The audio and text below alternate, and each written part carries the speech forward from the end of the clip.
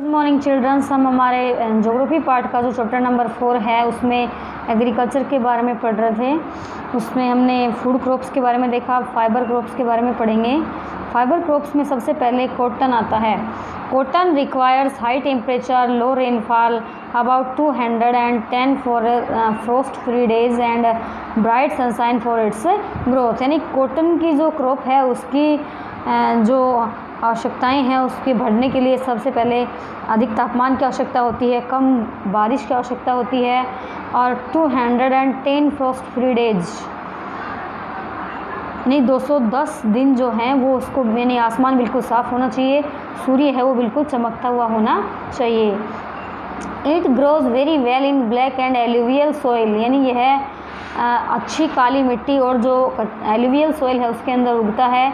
It is mainly grown in arid and semi arid region of Egypt, यानी कि यह शुष्क और अर्धशुष्क क्षेत्रों में उगाया जाता है। इजिप्ट, चीन, Egypt, China, India, Pakistan, USA, Pakistan and Brazil, यानी कि मिस्र, चाइना, इंडिया, पाकिस्तान, यूएसए और ब्राज़ील के अंदर जो कॉटन क्रॉप है वो उगाई जाती है। In India it is mainly produced in the state of Gujarat, Maharashtra and Madhya Pradesh.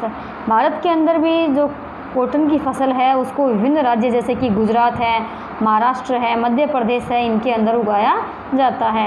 It is the main raw material for the cotton textile industry, यानी कि यह कॉटन टेक्सटाइल जो उद्योग है उसका जो कपड़ा उद्योग है उसका कच्चा माल के रूप में मुख्य रूप से इसका उत्पादन किया जाता है। इसके बाद में हम jute is also known as the golden fibre due to its colour and high lustre. Jute जो है वो यानी कि गोल्डन फाइबर के नाम से भी जाना जाता है क्योंकि इसका कलर और इसका जो हाई लस्टर पाया जाता है इसके कारण इसको गोल्डन फाइबर कहते हैं।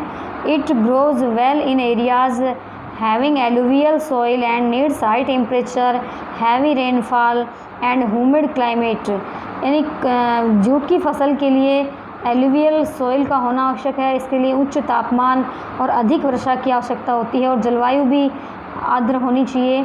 This crop is mainly grown in the tropical monsoon areas, यानी इस प्रकार की जो फसल है वो जो ट्रॉपिकल मानसून एरियाज़ हैं उनके अंदर उगाई जाती है। India and Bangladesh are the leading producers of jute in the world. Bharat और जो बांग्लादेश हैं वो जूट के संसार के अंदर सबसे अधिक उत्पादक देश हैं, इनके अंदर सबसे ज़्यादा उत्पादन होता है। In India it is mainly grown in west Bengal, यानी भारत के अंदर भी यह मुख्य रूप से पश्चिम बंगाल के अंदर उगाई जाती है। इसके बाद में जो थर्ड जो क्रॉप है वो है बिवरेज क्रॉप्स, यानी कि पेय फसलें होती हैं। जैसे इनमें सबसे पहले टी आती है। T is a beverage crop grown in plantation.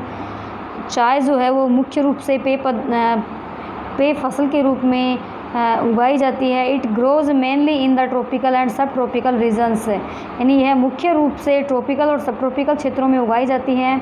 It requires a cool climate and well distributed rainfall through out the year for the growth of its tender leaves, यानी इसके लिए ठंडी जलवायु की आवश्यकता होती है और यानी अच्छी बारिश की पूरे वर्ष के दौरान इसकी पत्तियों को बढ़ने के लिए अच्छी बारिश की भी आवश्यकता होती है।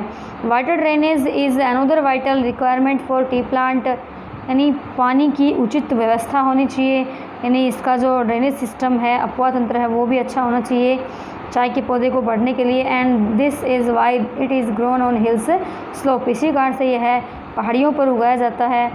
It is generally grows an attitude of up to 5000 feet above mean sea level, यानी समुद्र तल से इसकी जो दूरी है वो 5000 फीट होनी चाहिए, उसी के ऊपर सामान्यतः इसको उगाया जाता है। China is the largest, China जो है वो चाय उत्पादन के अंदर चाय का सबसे बड़ा उत्पादक देश है, फॉलोड बाय इंडिया, इसके बाद में भारत, श्रीलंका, केन्या।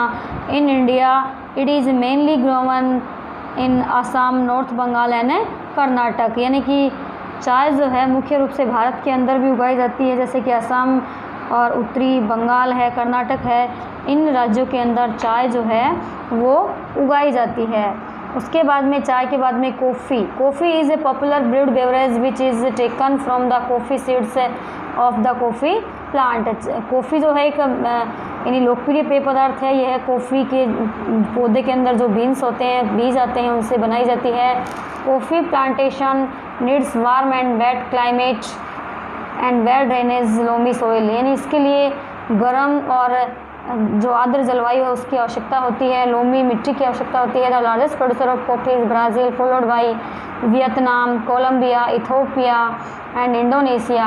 यानी कॉफ़ी जो है इसके लार्जेस्ट जो प्रोड्यूसर्स हैं ब्राज़ील है, उसके बाद वियतनाम, कोलंबिया, इथोपिया और इंडोनेशिया हैं।